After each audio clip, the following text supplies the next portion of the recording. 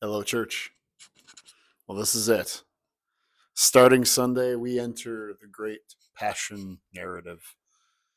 We start with Palm Sunday, move to Maundy Thursday, Good Friday, Holy Saturday, and of course, the Great Resurrection on Easter Sunday. And it every year, I'm drawn into the details, the different perspectives, choosing a character to kind of follow through the week. All four of the Gospels, the Passion narrative when Jesus walks into Jerusalem is a good.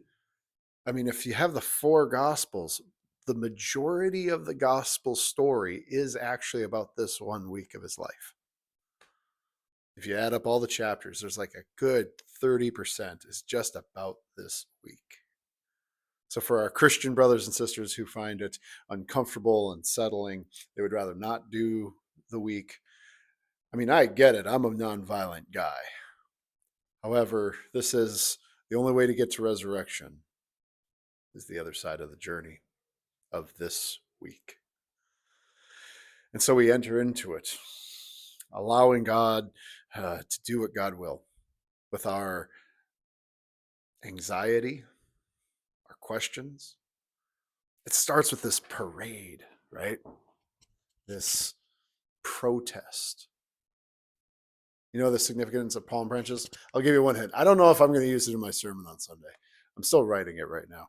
But about a great grandfather generation of Jesus, there was a man who led a rebellion. His name was Judah the Maccabee, and they actually won Jewish independence for this like brief time before all. It's a long history lesson, but the when Israel was able to print its own coin and Judah was kind of like the ruler, they printed palm branches on it. So that became kind of the symbol of Second Temple Judaism's independence. So them waving palm branches and laying them down at Jesus' feet is a way of saying Jesus is king, God is king, not Caesar, not Herod. Right? Like it's a protest march, and it's really beautiful. And in the midst of this, right, the crowd doesn't actually get it. This is the same crowd that's going to be shouting, "Crucify him."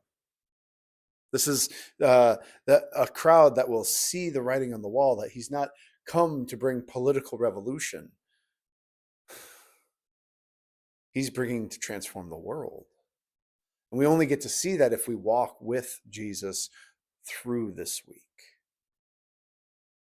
To interact with Jesus at the Last Supper, where the body, the bread that he breaks open, he's breaking this bread open and saying, "This is my body." Like this action of breaking bread breaks open his life, and it says, "This is what we are to do. This is what you are to do, because this is my body." It is nourishment, breaking off of oneself for the nourishment of others. That's going to change the world. His arrest. Think of his arrest. Oh, my hair. Think of his arrest. So Judas betrays him with a kiss.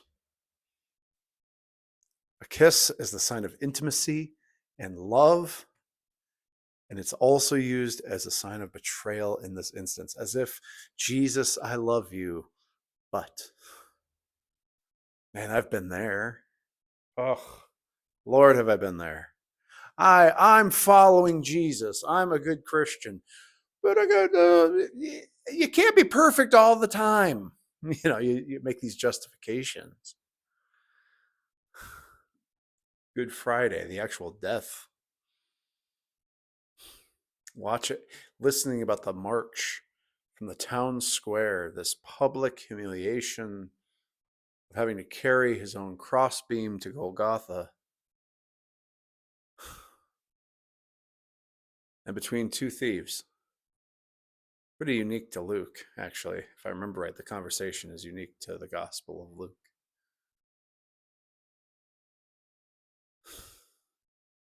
This man has done nothing wrong, he says to Jesus. Whew. Will you remember me when you come into your kingdom? But my prayer. And then we wait through Saturday. Saturday, Holy Saturday. I might talk about this next Friday if I can get a video recorded. Next Saturday is Holy Saturday, and Holy Saturday is so wonderful because it is the in between time.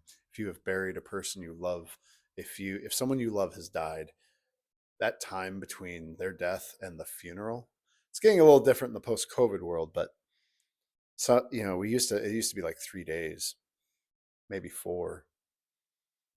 That Saturday where Jesus stayed dead, sit in that.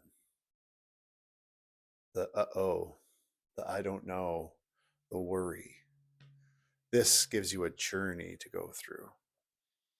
Man, if you can't make the services, pick up your Bible, read one of the Gospels accounts. Just try to experience this journey. You'll find a richness, a texture, value. Pick some character in the story and try to write out what their perspective is through the week, day to day, how it changes, what they're hearing, what they're smelling, where they are. I pray for you that you have an extraordinary Holy Week. See you Sunday.